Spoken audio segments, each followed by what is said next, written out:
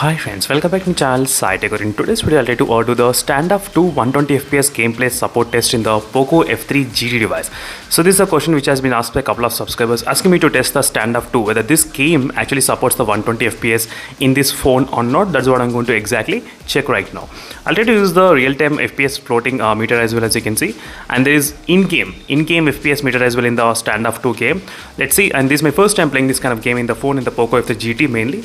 So even I am excited to see what will be the graphics and what will be the FPS we can actually play in this phone.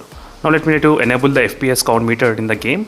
So FPS count meter is enabled in the game. Let's go to the video and select everything to the maximum and select the 120 FPS. Click apply.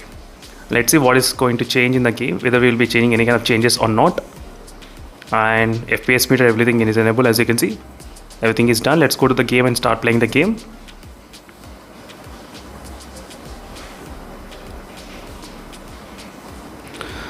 As you can see friends, right now I'm getting only 60 FPS. It's not showing any kind of 120 FPS at all. So I'm not sure why. As you can see, it's exactly showing only 60 FPS at this moment. In-game FPS meter. I'm trying to talk about in-game FPS meter. So it's not changing to 120 FPS at all. I'm trying to use the same kind of settings. Everything is set to the maximum. Everything is set to the high 120 FPS. But this game was able to play the 120 FPS in other phones, for example in the iQOO Sound device, without any kind of issues. So maybe with the Dimensity 1200 this might be a problem, but I need to check with the OnePlus Nord 2 as well. Before coming to the conclusion, I'll let you check with the OnePlus Nord 2. So let's see how the OnePlus Nord 2 is able to play it. And even though I think Realme X1 Max also is not supported with the 120 FPS at this moment in the standoff 2 game.